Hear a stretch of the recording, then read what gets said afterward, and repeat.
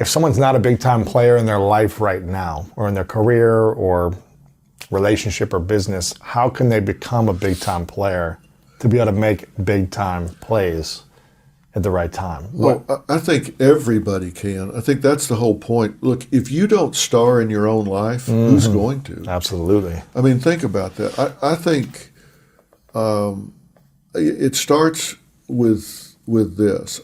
I think you've got to decide that you're going to be who you are on purpose. Don't wake up every day and let the world tell you who you are, who you're going to be. And I think a lot of people do that. What do you mean by be you on purpose? Well, the world is going to tell you who to be and where you fit in. Your parents have an expectation set for you. Your job has an expectation. Your community, your church, everybody has a slot for what they expect you to do, and that may or may not be who you really are. And I think you have to make a decision about who you really are, what your values are, what you believe, what matters to you, what doesn't matter to you. And you've got to decide, I'm going to embrace those values and pursue those goals, and I'm going to do it on purpose, and I'm not going to apologize for it. I'm going to be who I am, and I'm going to do it on purpose. And so when you say, what are you doing, and why are you doing it? I'll say I'm doing A, B, and C, and I'm doing it on purpose. Like me, don't like me, but that's who I am, and I'm doing it on purpose. This is not a mistake. I believe in a defined brand. A defined brand. A defined brand. Look, do you think anybody's going to confuse me with somebody else? No. No. No, seriously, you're not going to confuse me with somebody else. There are a lot of people out there that have fine brands. They're good people, and what they do is good, and they have a lot to contribute. But like Marianne Williamson, I know Marianne. She's a wonderful woman. And she's very spiritual, and she's kind of ethereal, and she's into those. That's not me. Yeah, we've had her on the show. She's great. She's terrific. Isn't she terrific? She's great. Yeah. But it's not your brand. Not me. She's not a. And she's not me, and I'm not her. But there's a place for both of us. Absolutely. And there's room for both of us. There's a place, but you're never going to confuse my message with hers or hers with mine. But I love her. I think she's got a great message. But she's got to be who she is, and I got to be who I am. And it's like McDonald's and the Palm. You're not ever going to go into the McDonald's and expect to get a 5-pound lobster, and you're not ever going to go into the Palm and expect to get a Big Mac and fries. They have defined brands. They are distinct. They're good at what they do. You can't ride two horses with one ass. You've got to decide, all right, this is my brand, and this is who I'm going to be, and I'm going to ride that brand. That's me. And I think that's what I mean when I say you got to be who you are on purpose. I'm very straightforward. Yeah. I'm going to tell you the truth as I see it. Now, you may disagree, and if you do, and what I say won't withstand challenge, throw it out. 100%, I am not the repository of all knowledge. And if what I tell you won't withstand challenge, hit the eject button and move on. If you don't like what I'm saying, that's why you have a remote control. Right. Hit that up or down button and move on to something else. Got it. But I'm going to be who I am on purpose. I'm going to sink or swim, not based on what somebody else decides I should say or do. I'm going to do it based on what I believe at the core of my soul I need to do. And, there are a lot of psychologists that take the approach like, well, how does that make you feel? Well, tell me, how does that make you feel? That's a valid approach for people to discover certain things. That's not me. That's not me. I'm not going to talk to somebody for 6 months and then say, you're an asshole. Right. If I know that in the first 5 minutes, I'm going to tell you, you're an asshole. You don't need to talk to me for 6 months for me to tell you you're a narcissistic jerk. Work on that. Right. I'm going to tell you right now. And if I'm wrong, then fire me and go get somebody else. But I'm not going to wait 6 months to tell you that. I'm going to tell you what I believe, and I'm straightforward. And I know a lot of 75-cent words. I just try not to use them. I can tell you you're a schizophrenogenic mother with conflicts here, there, and other, or I can just explain what that means. I would rather just explain what it means. Yeah. And that's my brand. I don't think common sense is nearly common enough. And so I try to present common sense information to people's homes every day for free. Yeah. And that's worked for me. And that's a brand that I embrace. And so I am who I am on purpose, and I don't apologize for it. Some people may think I'm a barbarian. Some people may think I'm the second coming of common sense. I wouldn't disagree with either one of them. Right. You are who you are, though.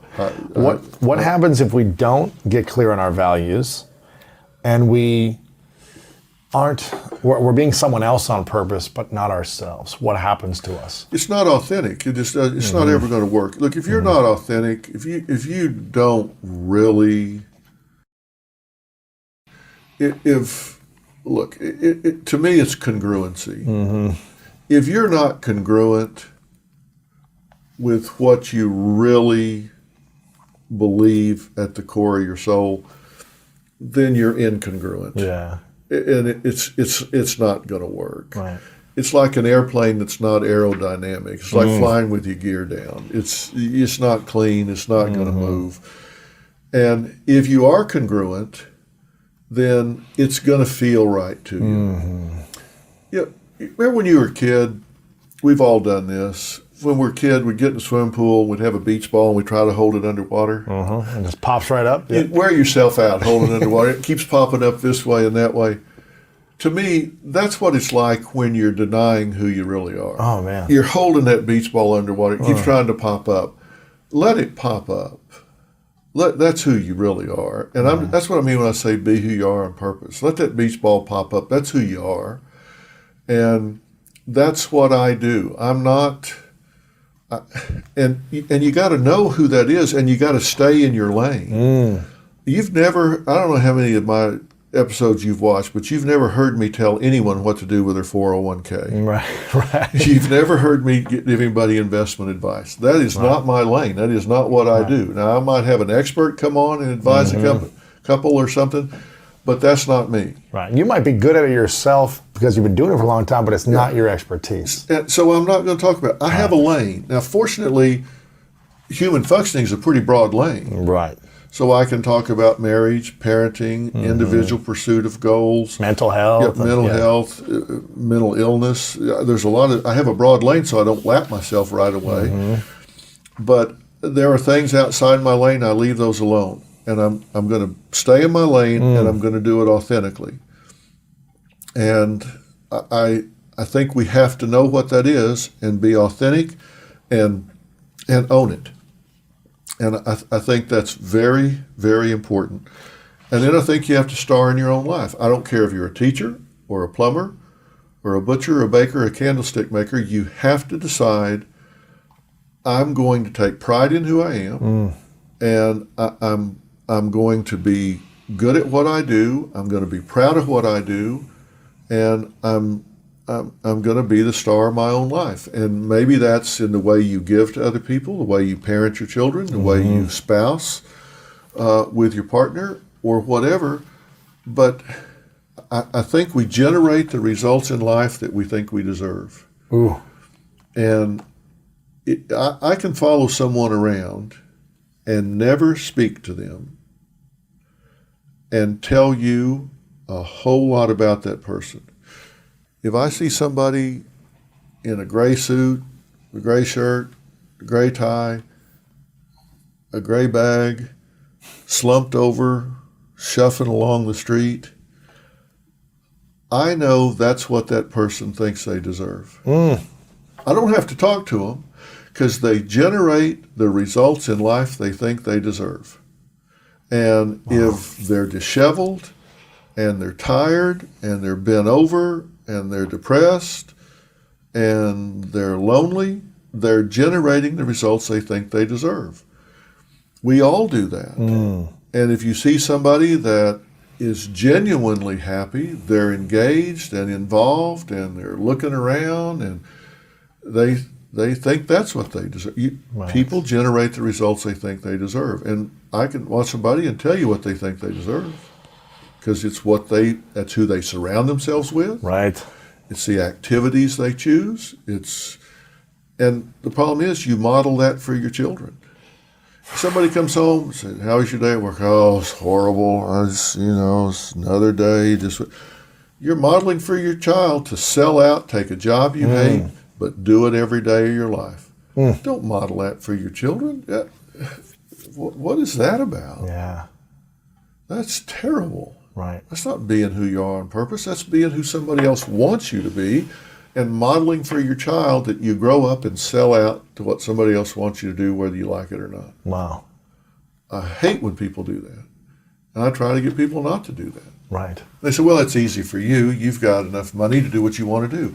It's not about the money. It's about finding a way to be who you are in your own paradigm. And it's not about quitting your job and go flying freight out of Africa. It's finding a way to shine in your own world, in your own orbit, in some way. It's how you do what you do, not necessarily what you do. In general, in the U.S. I'm speaking, it's hard for people to find a great partner and stay in a healthy relationship. I've heard people say that, 80% of being in a great relationship is picking the right person, is choosing the right person. I'm not sure if you would agree with that. But why do you think it's so hard for people to choose the right partner when we're always choosing something from a pain or from a need or a lack as opposed to a healthy, conscious, whole place? Well, I think it is, you got to know what you're looking for. And I think, so many people, there's a difference between Mr. Right and Mr. Right Now, Mrs. Right and Mrs. Right Now. It's what is it you're looking for? And I think we have to know ourselves to know what we really need. And sometimes if we don't really know what's driving us, it may be insecurity, and we bring out the worst in each other. I see people all the time on stage where you've got somebody that's really dependent with somebody that's really over-controlling, and they bring out the worst in each other, and they think it's a perfect fit. Oh, we just fit like hand in glove, because she was very passive and he was very dominant, and so it just seemed like, wow, what a perfect match. It wasn't a perfect match at all. It was pathological from the get-go. She needed to get a backbone, and the last thing she needed was somebody dominant that played into her passivity. Is the worst thing they could do. You got to know, what is it that's attracting me to this person? Is it a pathological need to be controlled, or is it that I really admire this person? You got to really ask yourself, what is it that's attracting me to this person? Is it somebody that makes me feel safe in the moment, but it's not really what I need? You got to ask yourself, what's driving you in the moment? And a lot of people don't ask that question. I mean, how do they, if someone has dealt with a lot of, I guess, trauma from their past, is it possible for them to choose a healthy relationship until they heal or start to at least work on that healing process? Or are they always going to kind of fall into that trap? Well, I think you're going to do one of two things. When you enter a relationship, you're either going to contribute to or contaminate that relationship based on what you bring with you when you show up. Right. If you bring a wounded soul, if you bring open wounds, if you bring resentments, if you bring a lot of unfinished emotional business from being cheated on or hurt or abandoned or neglected, and you bring all that pain to the relationship, you're going to contaminate that relationship. Or if you've healed all of those things, where you come to a relationship saying, I want but don't need a partner, now you're going to contribute to the relationship. So I think if you are really hurt, you got to heal that hurt before you can go into a relationship and not contaminate it. It's like baggage. You're going to pick that baggage up and carry it with you and set it down in the relationship, or you're going to empty it out before you go. And I think that's why I think everybody should do an autopsy on the relationships they've been in Wow. before they go to the relationship they're headed towards. What should they be asking themselves about previous What relationships? did I do?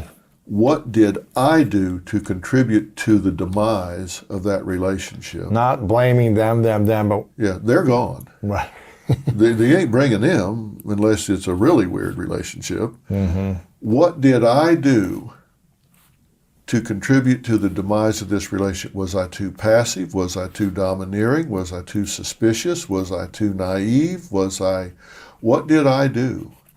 Even if you were cheated on, even if you were abused, even if you were just completely run over in the relationship, what did you do to contribute to that so you don't do it again? Right. And if you can own whatever role you had in that so you can adjust that and not do it again, then you've got a chance of not repeating those mistakes in this new relationship. You can't do that unless you do an autopsy on the one you've been in. Sound advice right there. What about questions you should ask someone before you're going to get committed to them, whether that be in a marriage or just an exclusively committed, dating relationship, to know that you're setting yourself up for potentially a good relationship? Well, you got to know what your deal breakers are. Yeah. There are deal breakers, right? Right. And you're not going to find a perfect candidate. Right.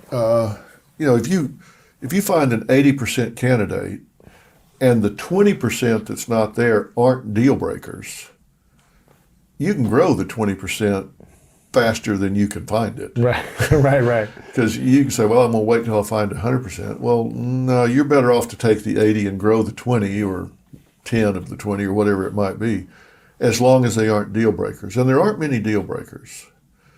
Deal breakers are like physical abuse, drug or alcohol abuse, and they won't get treatment for it. They won't, there are those things that if they have some of those things that are just non-negotiable, that if you were in the relationship and those things occurred, you would leave, then don't get in to start with. Right. If there's somebody that's going to hit you, don't get in. Right. Because if you were in it and they did, you would leave. Right. So that's a deal breaker. Don't get in.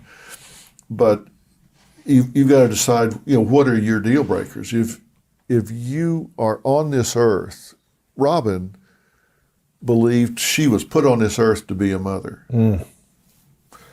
If I was absolutely 100% committed in this life to not have children, That's that a deal would breaker. be a deal breaker. Yeah, right. She should know that up front. That wasn't the case, but had it been, she would want to know that. If her father was a bad alcoholic like mine, and she said up front, I will never marry a man that drinks. And as it turned out, I was committed to not being a drinker because of what my dad had demonstrated to me. And, we were kind of fated in that regard because she said, you drink? Actually, I don't. I'm sorry. Because I thought she wanted to go out drinking. Right. Yeah, I was just telling her the truth. I'm not your guy. If you want to go Right. clubbing, I ain't your guy. Yeah. I thought I was giving her the wrong answer.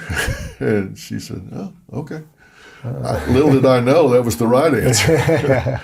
But you got to know what your deal breakers are. And, aside from that, you got to see if there's compatibility, if it feels right. There's got to be chemistry. Right.